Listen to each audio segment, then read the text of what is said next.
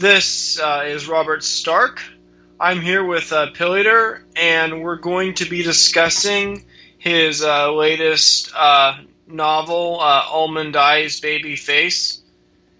And we're also going to talk about his science fiction erotic story, The Rape of Mcll, which he just added into his new edition for Trip, which we already did a show about.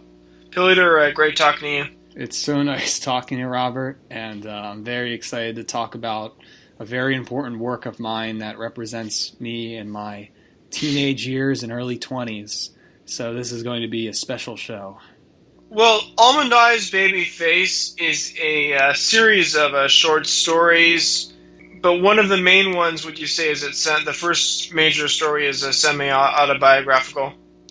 It pretty much is an autobiographical work of art. I mean, Almond Eyes Baby Face was simply a poetic term to describe the very first chapter of the book, talking about my sexy girlfriend that I like, who had nice blue striped panties, and I loved hanging out at her dorm room and having sex for the first time in my entire life.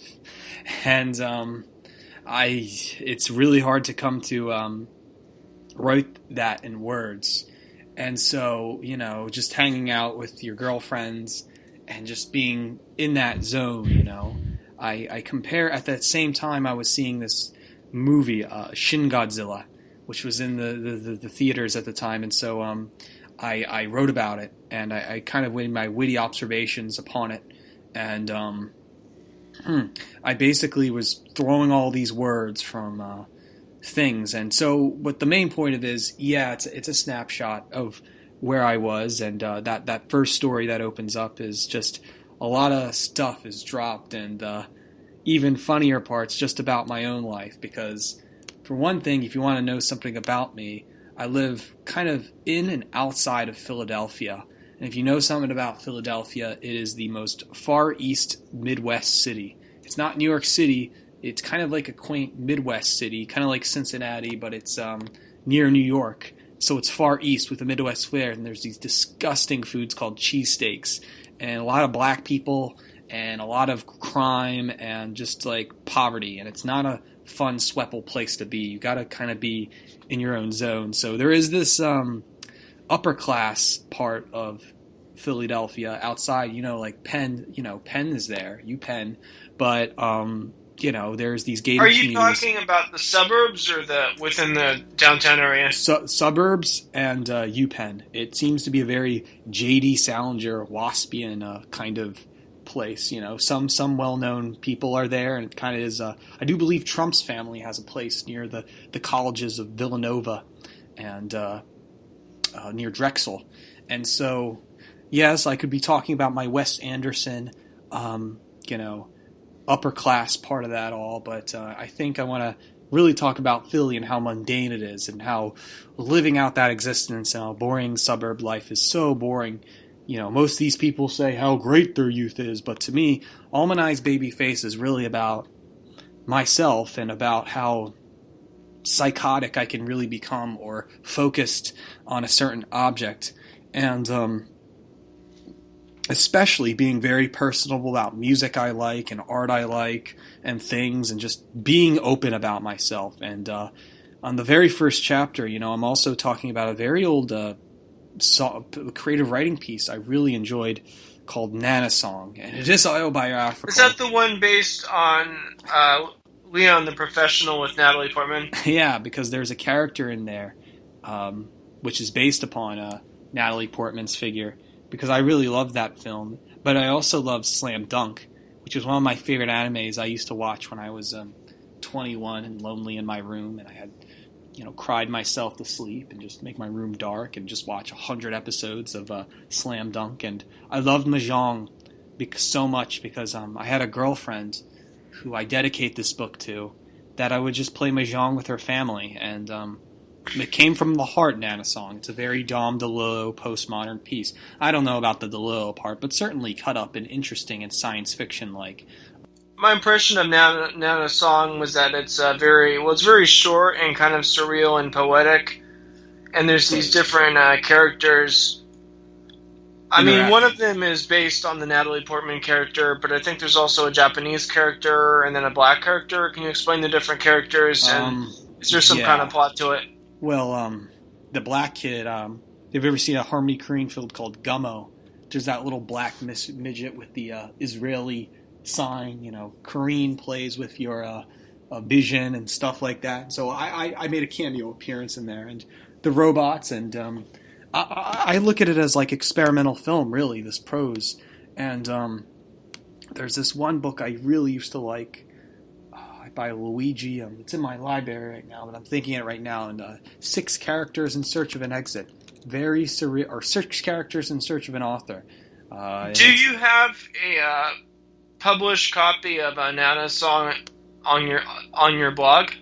Yes, on my Mini Maya blog. I even have the original paper stuff and all the criticisms by the normies, and they called me crazy and strange and whatever, and it's not that bad, it's just anti-normie, and I was just being expressive of myself. Hey, I think I would go back to that science fiction medium. I was very young at the time, and it was my favorite piece ever. And so, ironically, this is a meta piece. That was really written for a creative writing class when I was 21, and what was the reaction of the class from the teacher and the other students? They thought I probably wanted to shoot up the school or something, or they thought I was a weirdo, and I had to tell them, well, I liked Netrunner CGI art, I love Francis Bacon, I love surrealist film, and what I'm doing is I'm making science fiction. I didn't write it about any lesbian prose or about social justice. I thought I was doing something special and unique that came from my heart. And so I joke about that because really, Nana Song is one real piece in a poetic piece about my girlfriend looking upon it and saying, oh, what are you doing, Pilleater? And he's all like, well, I'm doing my homework. But actually, it's... I don't know if my girlfriend ever did get that piece, but because... Did you have a crush on the character in Leon the Professional when you were younger? That's a good question, but I don't know about Natalie Portman. I thought she was, I don't want to say sexy, but very cool and slick. And I thought, I could make a character like that. I think I love Natalie Portman's character. I love her very punk-like attitude, and it's not like I'm in love with her or anything. I would say a character I'd be in love with, of course, I told you this before, roaming millennial. Oh, Amazing Pan Adventure. Amazing Pan Adventure, or any roaming millennial as a doll, I'll fall in love with her, my heart throbs for her, but... and then the film The Crush, of course. Well, the film, we could be talking for, but it's really, the first part of the book is just really autobiographical stuff about me, but it's also... cut and paste activities of stuff I did when I was younger. Immediately after the first piece, the reader's going to be introduced from a sex Omegle chat of, I'll give it away, of pretty much me acting like a girl because I've always had fantasies about, like guys fucking me. And I always thought it would be cool. Well, if only I was a girl. Oh, yeah, that actually is a little bit confusing to the reader because it comes out of the blue. And the main character is a male, and then the genders are switching. So you eventually figure it out, but at first it's a little bit confusing. This is the actual transcript of that chat you had? Yes, and kind of getting high, because I wanted to be a Asian girl, and I wanted to, and sometimes I'll do this on Omegle, and I will go and pretend to be the guy's favorite Asian girl, and guys love it. And, it sounds really like trap mentality, but that's why people turn into these men's dress up as kind of these cosplay gays. It's fun to do, it's playful, and it's just I would like, sometimes of just trying too much getting the girl. Sometimes I just want to be the girl and be the guy's dream. Was it just for the attention, or did you get off erotically? I kind of got off erotically through it, but I just thought I would share it because I guess some people do that. And some people like that, and I thought it would be very interesting for the reader of just reading, transcripts of what I'm talking about. But that piece lasted, I think, for an hour and a half, just talking to this guy. But they always ask for your kick at the end of the chat, so I don't know what a kick is.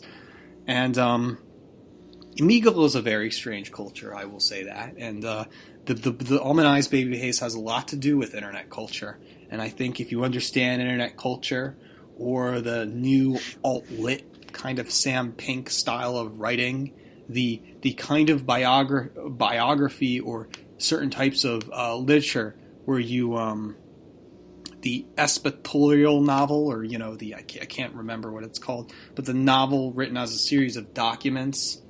Espetorial, I can't even say it, but that's kind of what I do. It's a series of documents, Almond Eyes Baby Face, and I put it together like that. Right after the Omegle chat, I'll be talking about myself and just going depression, like some suicidal emo note.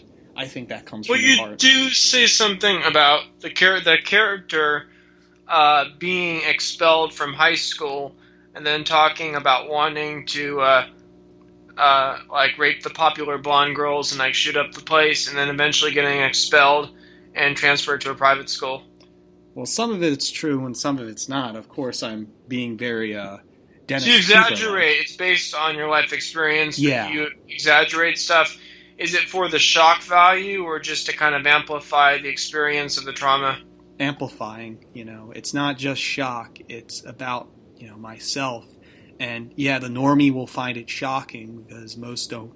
But I don't mean to be, I'm the bigger queer than thou. I don't mean to be a special snowflake. I tend to talk about trauma because I think everyone thinks about this stuff. And it's real art once you get it out there.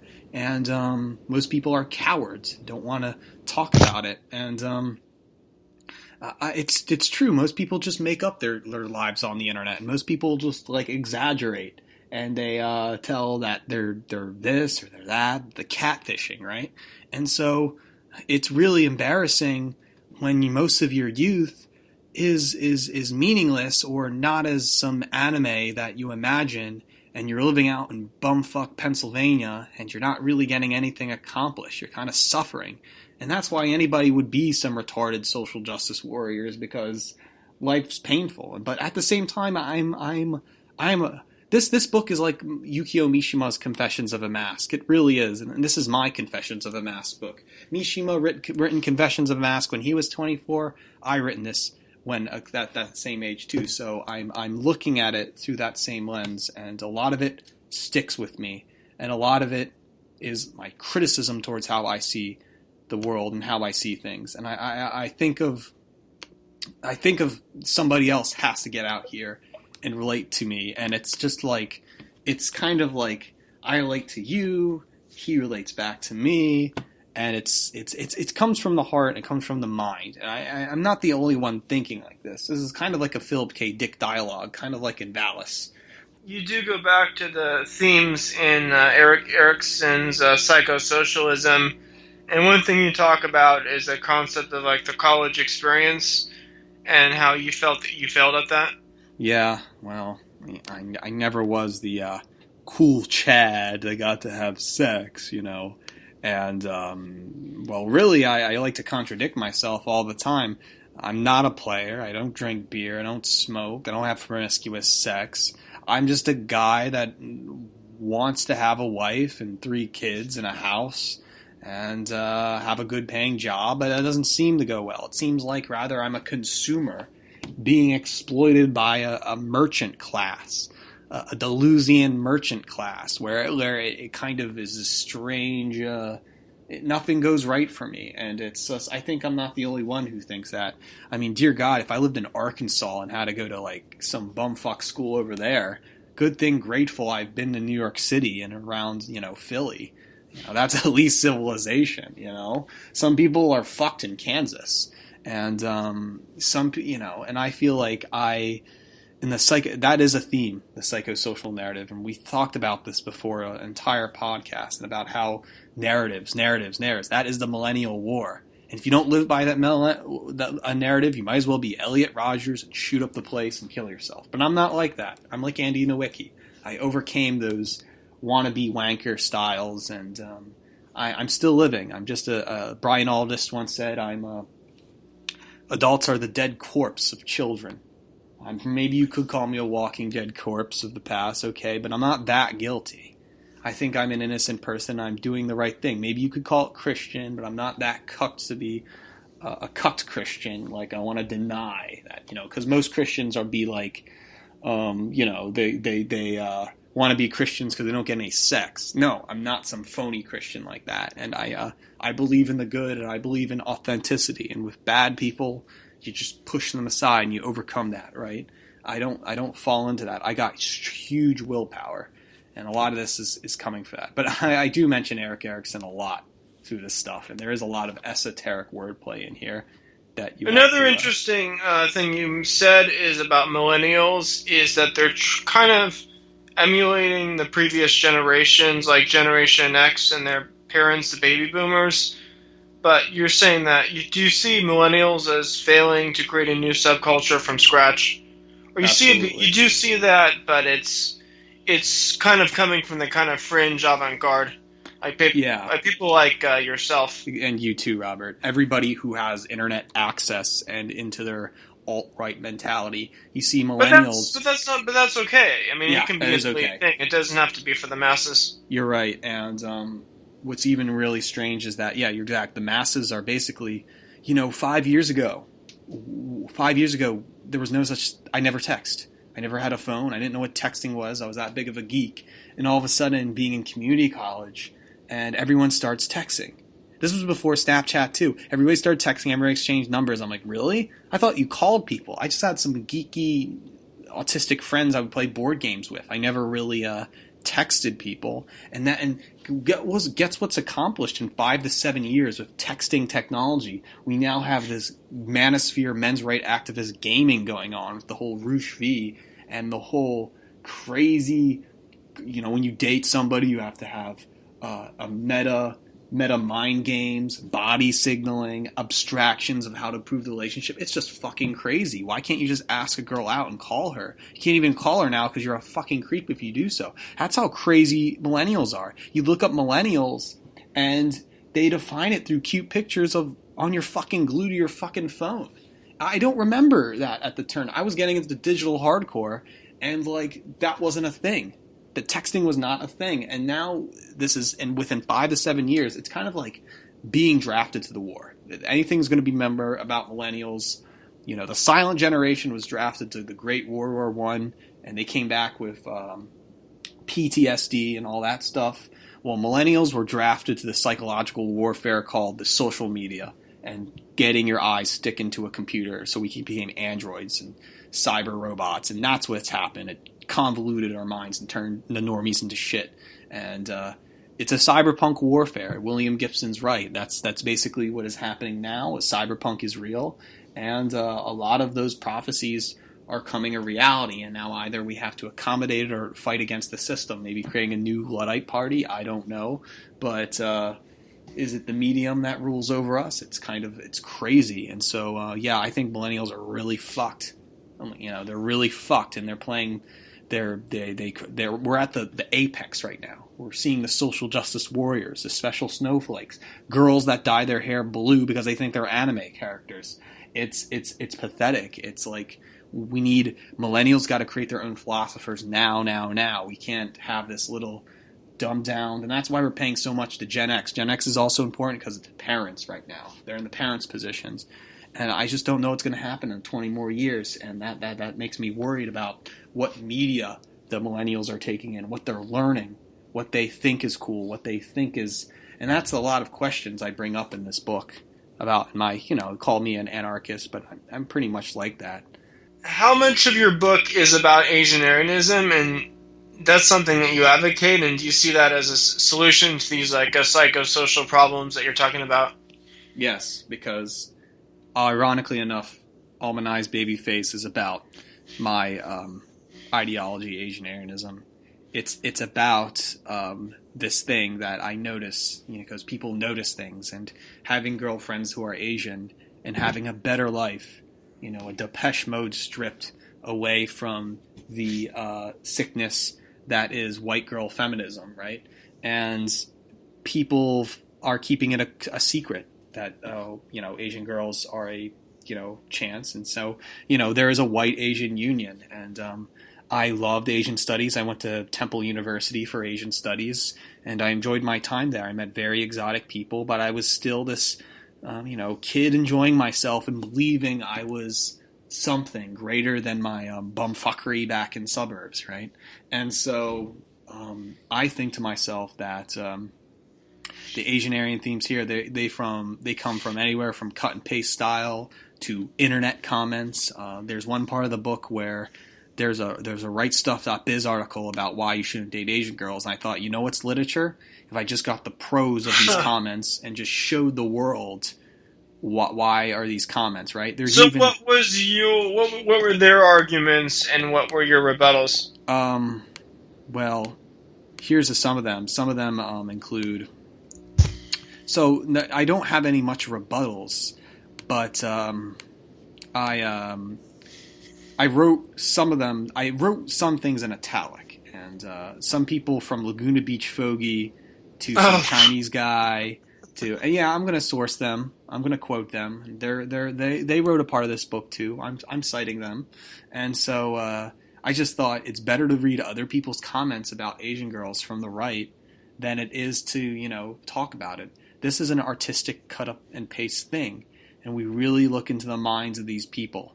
I mean, some of them will say, "Oh, Elliot Rodgers everywhere," and how bad is it? And then some people are like, "I like that stuff. I really do, and that's amazing." And some people are like joking, and it's a really strange question that needs to be addressed. One of my favorite comments was by a guy named Dave6034. He wrote that that hybrids are messed up not because their parents are self-hating racists, but because their brains, like their faces, are like an incorrect mix-up of wife and Asian features. It's like having a race riot inside your head. In italics, I wrote, Atari Teenage Riot, anyone? I mean, hey, Nick Endo's Japanese, and you got German Jew, and so like that sounds a lot like Atari Teenage Riot to me. But some people make these weird arguments found in such the birth of Ryan Andrews, The Birth of Prudence, who we did a podcast that was with. The book where you did a podcast for your channel with Ryan Andrews, and he falls in love with this Korean girl, and pretty much everything about her is perfect to him, but he ends up having to break up with her because he doesn't want to betray like Western civilization. Exactly. That's basically the premise of that book. And somehow everyone on the right thinks that's some marvelous theme to go by, and it's like, what the fuck is Western civilization? That is so fucking frivolous. I mean, I broke up recently with my Korean SJW girlfriend, and like, okay, I get it, she was a little fucking crazy, but in this fictional prose that Ryan Andrews wrote, my only criticism is like, it is dreamy, but you have this conveying message to white nationalists that somehow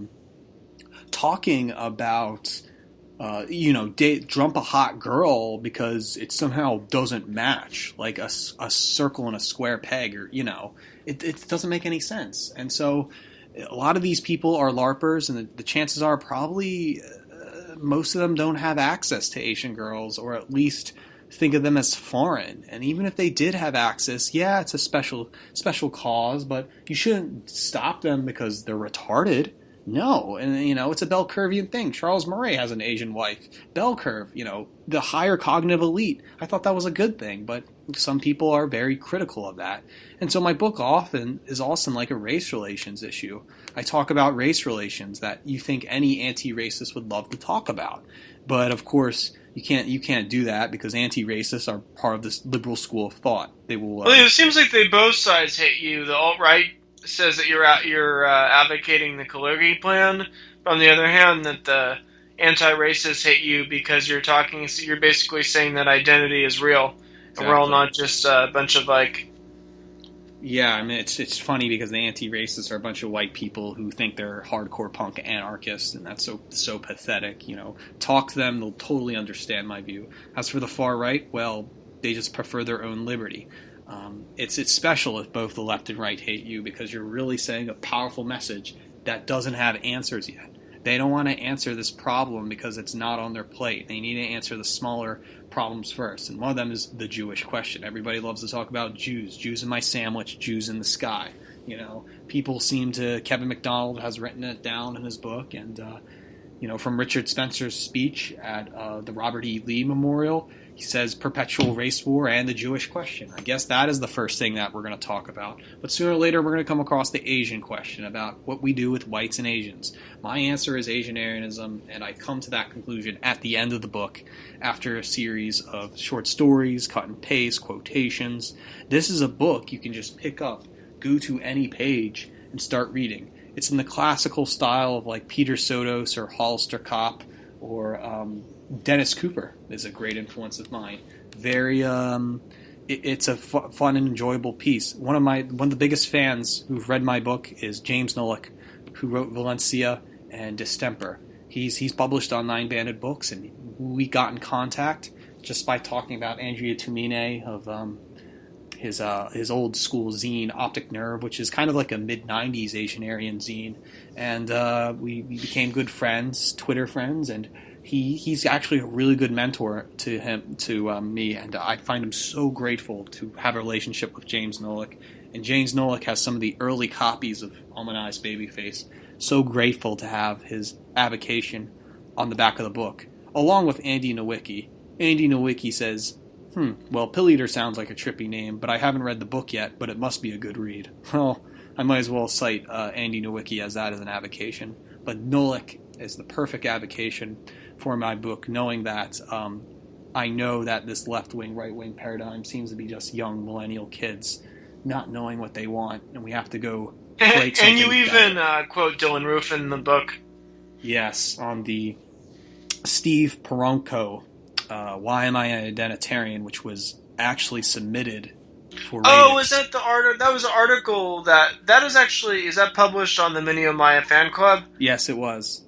And also given to Richard Spencer and Gregory Hood and all those Hannibal Bateman. They had the contest 2 years ago.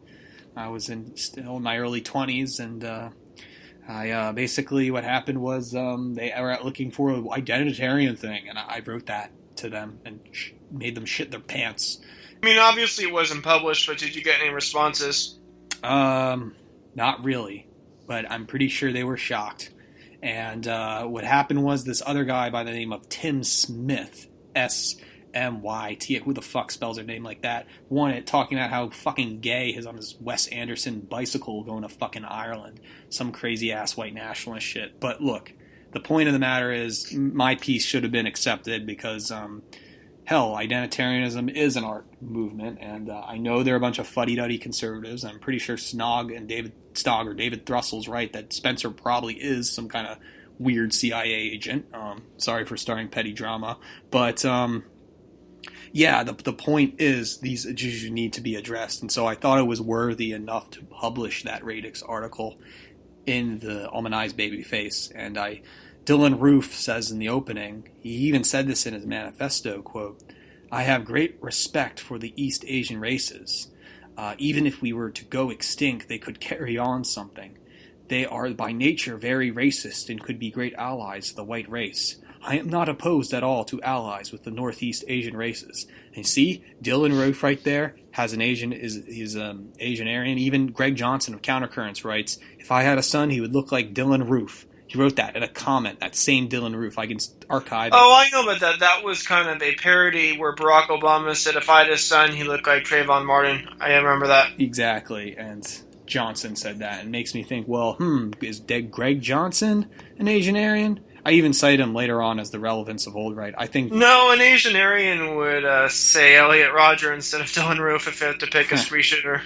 I know, and I'm trying to make those connections. And Greg Johnson is also another huge influence upon my writing, and I see a lot of that very interesting white nationalist stuff going on, catering through my hardcore writings. Well, here's the thing about Asian Aryanism is they're going to accuse you of advocating the destruction of the white race, but you've actually said in the past you view it as a backup plan. Yeah, as one is a backup plan, and one is already a niche, but they just don't want to be. They don't want to be open about it. Like they don't want to. There is an Asian Aryan niche. It's just that they are kind of, I call by definition, new cucks, or they don't want to bring up the message that they are doing these things, right? And they want to be liberals. They want to be race-denying liberals and have fun. You know, it's up to people who are Asian Aryans to basically drop a yellow pill and be like, you have destiny. Your kids are going to be Eurasian. And those Eurasian kids might marry Asian or marry white. A backup plan is you're saying if the white nationalist goal is for white men to find these young traditional white women and churn out lots of kids and like rebuild Western civilization, you're saying that if that fails, then basically Asian Aryanism is the only hope for saving any kind of civilization. Exactly. I can see that happening too, but I'm an optimist, and let's suppose there are this white nationalist ethno-state breaks up.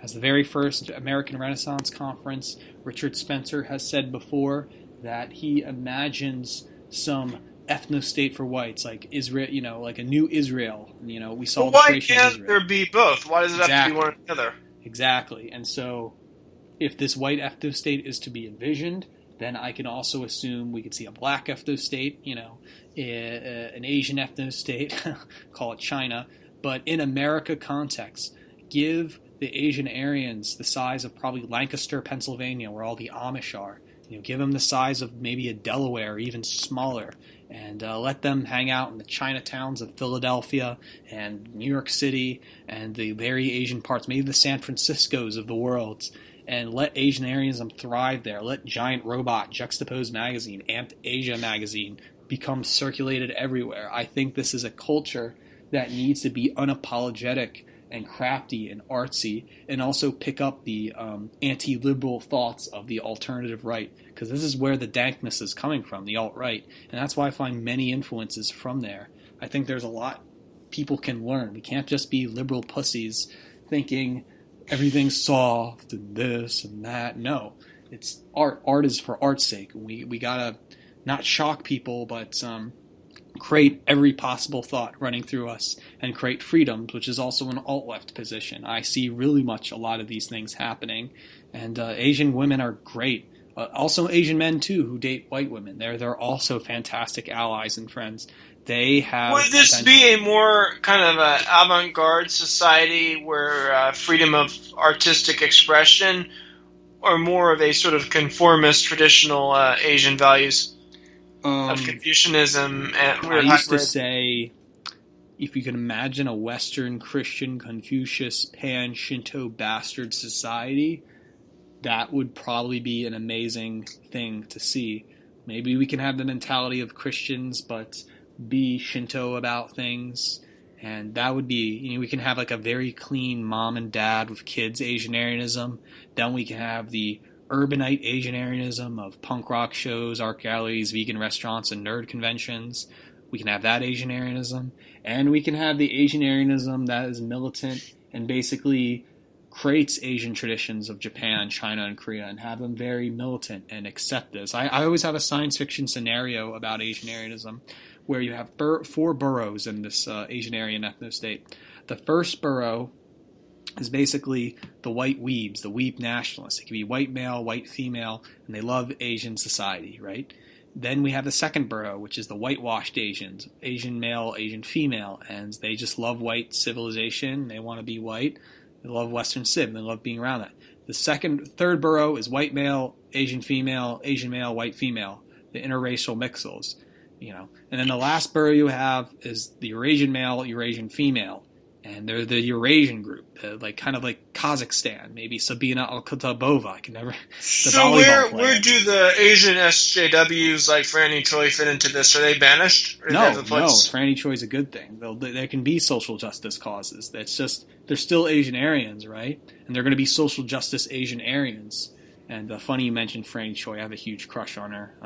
I have really weird crushes on girls like that, but.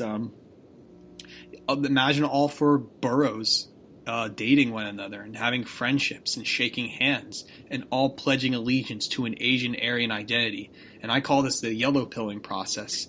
Get all these people and pill them, show them the yellow pill. Everyone knows this is a truth, like a reality of race. There just has to be this cohesion, this esoteric Freemason clubs called Asian Aryans, and they're into weird stuff like Answer Me magazine by Jim Code and Apocalypse Culture by Adam Parfrey and Feral House and Nine Banded Books and weird stuff like that. Electronic avant-garde music, you name it. And just even Peter Sotos? Yeah, even Peter Sotos. Hey, Lolly, Juju, hey, Mitski, Atari Teenage Riot, you name it. It's the Asian Aryan artistic avant-garde, and that's we need more of that, and we need more of that strange. I mean, not to sound like Rachel Haywire, but it's an artistic thing as well as a cultural thing too. It's like hipsterdom. I call it. I should rename. I always thought of the thoughts if I was to make a G-rated version of Asian Arianism, I would call it hipster Eurasian American. You know. The other thing is, I mean, it's inevitable that that this whole like waffle phenomenon, as you refer to it, is happening on a large scale, and a lot of the numbers of Eurasians are growing. So you're going to have all these people, and you're advocating some kind of a healthy identitarian basis for that, but the other alternative is that you get all these Eurasians in California, and they just grow up and they become like these kind of rootless cosmopolitans who are basically consumerist, and they lack any true authentic identity. And since basically the growth of that population is inevitable, you're offering an alternative to the latter scenario, which is happening to a significant degree. Yes, I mean, I'm very critical of myself, and I always say, like, well, what if this talk, Pilleater's talk, is nothing but consuming?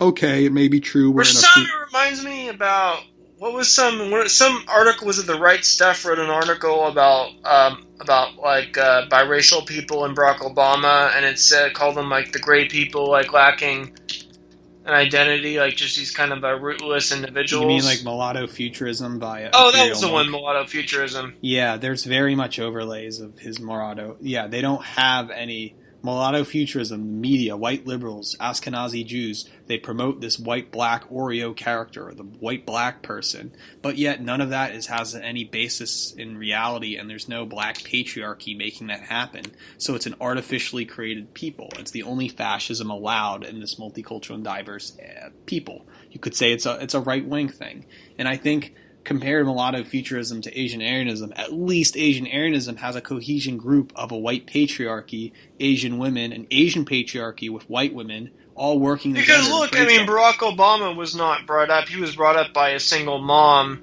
and his whole life he was like struggling to find this identity, and he was exposed to like Indonesia, his white grandparents, his like Kenyan father.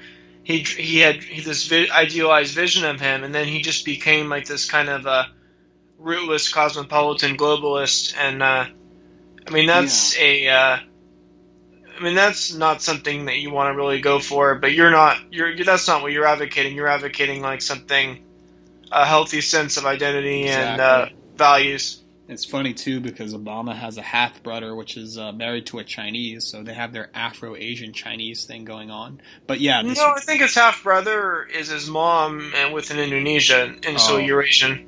I got it. But, we should go against cosmopolitan. This is the clergy plan, in effect. People by natural racial interests go to people like themselves, the shoe allegory. And so... people are going to go, whites and Asians are going to flock together because they have high IQ, and there's a lot of sensitive issues against the decadent normie world. Most Asian girls are going to be submissive to their white husbands, and white husbands want that. The geeky STEM types, the science, technology, engineering, math, they want that in their life, and they're going to have a lot of kids with that. And people are going to keep doing that trajectory, going over and over again. And it's not going to support the clergy plan because there's going to be a good patriarchy that basically fights against the materialism of the modern world and the disgusting nature of feminism. It's just, that's what Asian Arianism is really all about. It's not only, it's a collective, it's an interest, it's a type of you have this kind of narrative with Asian Arianism that like white women are all materialistic and Asian women are all traditional, but I mean, you see the same trends with, look at like white women who come from Eastern Europe and Asian women coming from like China or Vietnam or Korea.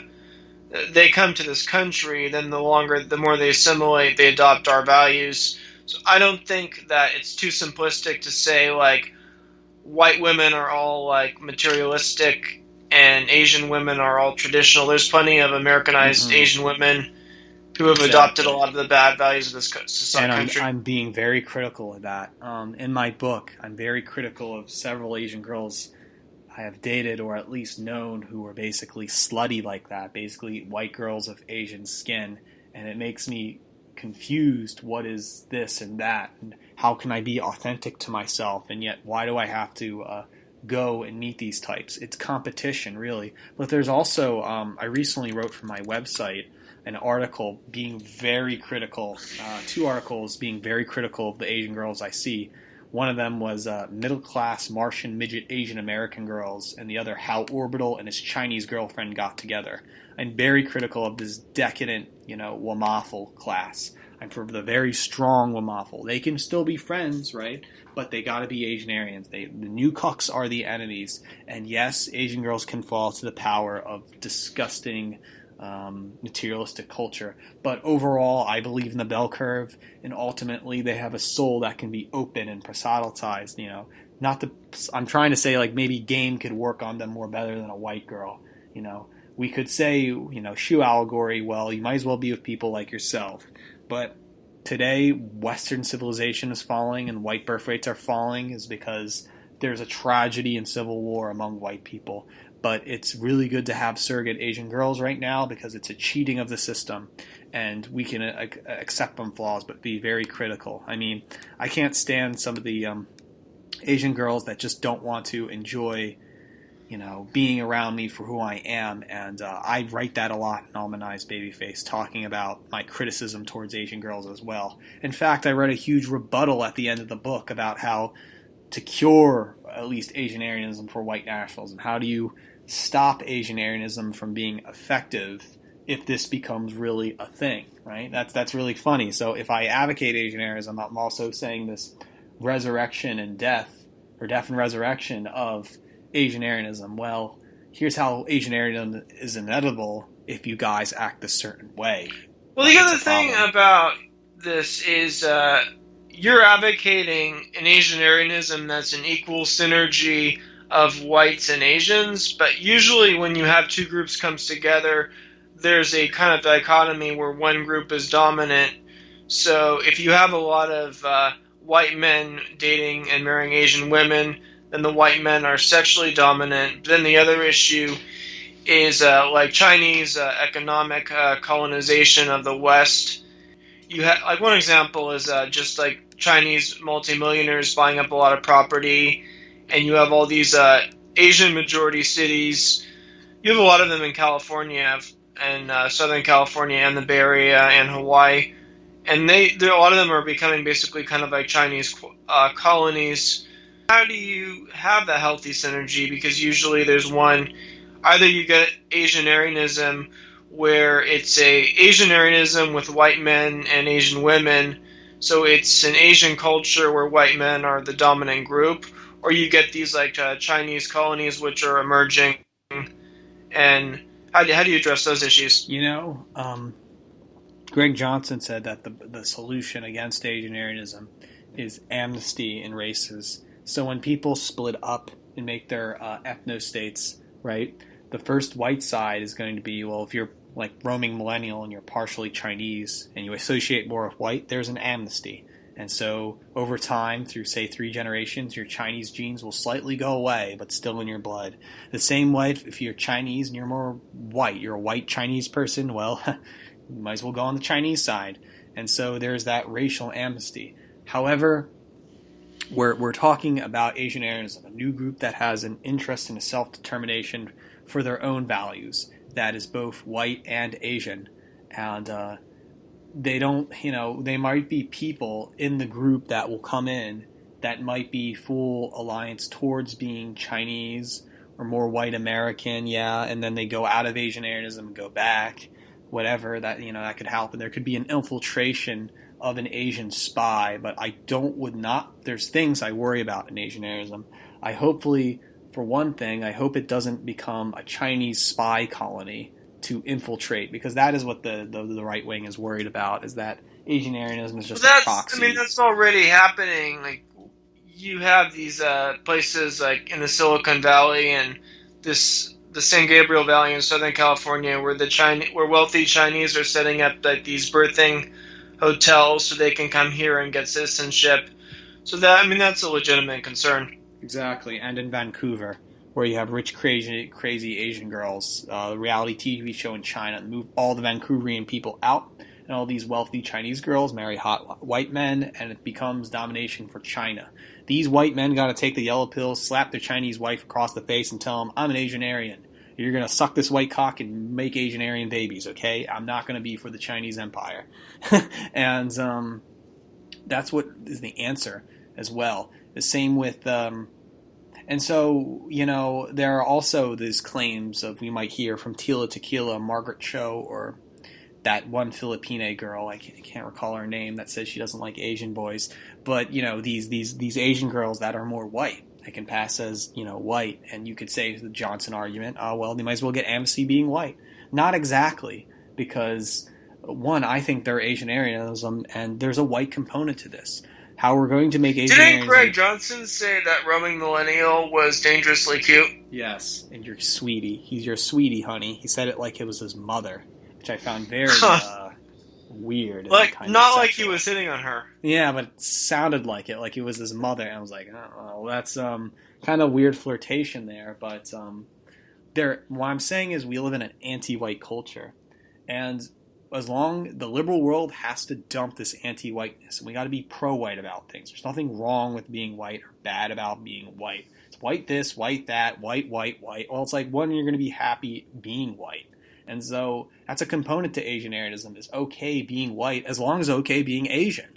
And you have both these two new values. You don't just anti-white and anti-black. This is why there can't be mulatto futurism aesthetically, is because when a white guy has sex with a black girl, the child's going to be black. It's never going to be white. It's always going to be black-skinned.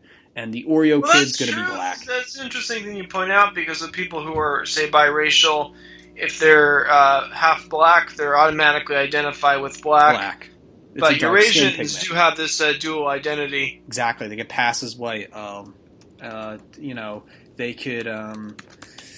it's just like that Filipina girl who's basically saying she doesn't like white. She likes being Asian, and she wants to have white kids and all that fun stuff. And she's showing it on Instagram. She's even like doing a Tila Tequila now and being in front of swastikas to tick off those HAPA idiots. And so it's an interesting subject. Her name, by the way, is Little May Mac. That's it. Little May Mac, and she is a super cutie. I would marry a girl like her, and I think she is definitely an Asian Aryan woman. We need more girls like her, We need more guys to start this, Asian Aryan revolution. In no way this means white genocide or Asian genocide. I do not support white genocide nor Asian genocide. This is a creation of a natural thing of cohesive people that prefer to Is this just a cultural movement identity, or you're actually talking about creating ethnostate or new country? Well, let's be sci-fi here, and if there was an ethnostate, it would be the size of some Amish tribe. However, there are Eurasian people, and we're really talking about Eurasian nationalism or some Eurasian... someone did say, some alt-right guy said, there is one, it's called Hawaii, you can already go there. Yeah, Hawaii is a very beautiful place, and I would probably recommend either Hawaii or San Francisco as an Asian Aryan safe space. Well, the thing is, those are also... Hawaii and San Francisco are also hubs of the kind of a cultural left, and if you were to go to San Francisco and run for office as an advocate for Asian Aryanism, you would probably be booted out. I would be a conservative, of course. Yeah. I would be like a Japanese Eurasian conservative. Is change the cultural dichotomy. Exactly. The culture can change. I look it's at not it, set in stone. Once again, to be PC and correct, I love hipster Eurasian American. I love this ideal of Americanism, where anybody can come in American as a boiling pot and then subscribe to American ideology. I believe in this Asian Aryan Americanism, where you're white, you're a weeb, you're a whitewashed Asian, you're white, well, you can join a part of the colony. Anybody can come into this beautiful Asian Aryan Americanism and subscribe to, big entryism. It doesn't mean one mix to make a super Eurasian race. No, it's always fluctuating and changing. There might be Is a this Eurasian just bloc. for whites and Asians? What if someone was like black, Mexican, or Pakistani and they wanted to join? Well, of course, people like that create maybe the Philippines or Southeast Asians, and of course, there's other subjects like Okinawa and Okinawa, where you had the Somalian soldiers actually rape the Japanese and have these weird dark-skinned Japanese women. Oh, you were talking about American soldiers. Yeah. American black soldiers who rape the Japanese women. They're playing a classical game of gives me that on that, and this is for a serious elite or normal class of people. And I said this before in the black question of Asian Aryanism. They got to do their own thing if they want an Afro-Asian thing. I say good luck to black patriarchy, and let's see if they can do it. But it doesn't look like they can do it because they constantly play gives me that for the white patriarchy to do it for them. So no, this is a private, reclusive area for Eurasians and whites and Asians to have their own little niche going on. It's a unique thing. Why would I want? Because once blacks come in, it's Kalergi plan in effect. I'm just sorry, Tyrone. It's just you don't have any of my interest. Now I get that there are Asian Aryans that love like black culture and trap music and hip hop stuff. I get it, and there are legitimate reasons for an Asian girl to love and suck black cock. I totally understand. It's a very liberating thing to suck black cock if you're an Asian girl. However, I think there needs to be cohesion, and if we add these, sissy black guys who bitch about gives me that, and I'm a black man and I have it hard, and then we're going to go down to this liberal left-wing bullshit mono-racial Brazilian culture we were fucking going against. And so, no, there are black Asians who are very worthy, and they have black privilege too. They understand they come from inferior black races, and they want an Asian superior mind to it. The black privilege concept is a very interesting thing that black Asians feel. They feel that they need to side with their Asian side than their black because they're afraid that being black is bad enough. It's an interesting concept, but they have their own thing. And Asian Aryans have their other thing. I'd like to comment on the cover art. It does actually remind me a lot of Trevor Brown. Was that you had this commissioned online, but was that the style you were trying to go for? The cartoon design is by PM Boons. He is from the Thailands, and I told her up front and said, I really like Trevor Brown, and I really like the torturing of little Japanese girls and sadomasochist stuff like that, and I just thought that sounds lolly. Yeah, it seems very lolly too. It's very. Would lolly be outlawed in your new society? Some people can practice lolly, but I don't. Don't advocate. I don't advocate pedophilia. I know there's a child porn sickness among the Japanese. No, I'm for hetero stuff. I'm for healthy families. I get the aesthetics, but. I get the aesthetics too, but I'm playing with your mind, and I think Pine Booms did a wonderful job on the album art, trying to emulate Trevor Brown, and I think Trevor Brown is an amazing artist and gets ideals across. He himself is an Asian Aryan, a true hardcore Asian Aryan that belongs in the halls. Doesn't he live in Japan?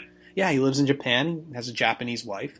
Probably has Japanese kids too. Eurasian, Asian Aryan, Japanese kids as well. Probably beautiful too. Thank God he's a father, and I don't know if he does have kids, but this Trevor Brown art, it's abrasive, it's Asian Aryan, it's punk in attitude, it's in your face, it's a new revelation of thought.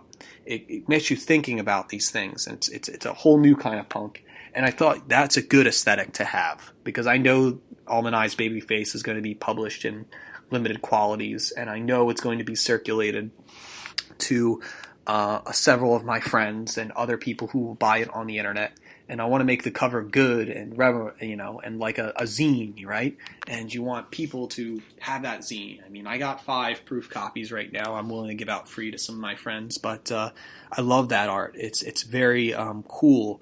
It's very interesting, very unique, and I like that. Really cool art. And I wrote a vaporwave story in your book, and about these 2 characters, Andros and Mayuki, and you talk about the whole vaporwave aesthetic. I think there's even dolphins in it. Yes. It's I remember you were asking originally for a vaporwave story about Mishima, Life in 4 Chapters, and you were talking about you were talking about a story about science fiction. I thought, you know what, I'd write a science fiction story about that. And so it is a very abstract, very strange about Miyuki and Andros, and they are kind of these two sci-fi characters having a loving, futuristic Asian Aryan relationship of the future that passes for vaporwave. And so let the whole definitions be suggestive rather than definitive as I talk about dolphins that fly in your mouth. Wait, the story is, what's the title of the story? I don't really have a title for it, but maybe the romance of the future dingy mabob of... I really didn't have any titles working most of these pieces, but I should write titles for them. The only title that really came about was this weird poem I wrote back then called Easy Tiger. I dedicated that to Harriet Sugar Cookie because... Oh, yeah, I remember that from your YouTube video. I watched a porn video on Pornhub, and I found it amazingly erotic, and I jerked off to it, and I was like, wow, who's this girl? I stalked this girl, I found out she was Harriet Sugar Cookie, and I wrote a poem about that. And I don't look at Harriet Sugar Cookie videos again, but that video sucking white cock in her cute little tiger thing, that's adorable, right? And so I wrote something about that. And it's just powerful women like Harriet Sugar Cookie are true Asian Aryan Valkyrie women that belong in the halls of Xanadu. They are the women of the Red Sun. For the aesthetic of this society, do you envision... Well, there's different ones. I mean, there's the kind of queer aesthetic of like a Pilleater. There's the cyberpunk aesthetic of Kira. Then there's the sort of more aristocratic aesthetic of Katsei Tokina Uta. And then there's like vaporwave. Do you envision one of those, or would it just be like this kind of upper middle class suburban society? You know, that is one. That upper middle class suburban is one that I see in reality. You know, my neighbors are Asian. Or Eurasian. The other neighbors are Asian. I see the cute little Eurasian girls get off the bus with their white husbands and cute Chinese moms.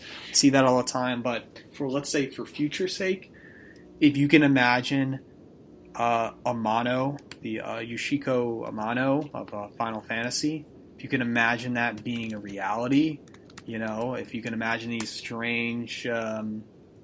Hishiko Amano stuff, or Final Fantasy characters of high aristocratic Asian European features of super, not H.R. Giger buildings, but something new that sounds like an out there society that's cute and Asian and good and healthy. And it sounds very Final Fantasy is like a Japanese take on the kind of like medieval Europe. Yeah, that is one. I've been looking at the art of Amano Yoshitaka a lot, and I find a lot of. So it could be like a theme. It could be like a theme park, kind of like Disneyland. Like you'd have a Akira cyberpunk district, Katsei Tokina Uta district with like the aristocratic thing, a Pilleater like queer district, and Amano aesthetically pleasing, the Book of the New Sun Amano stuff. Really, and then maybe just one area that would just be like boring bumfuck suburbia.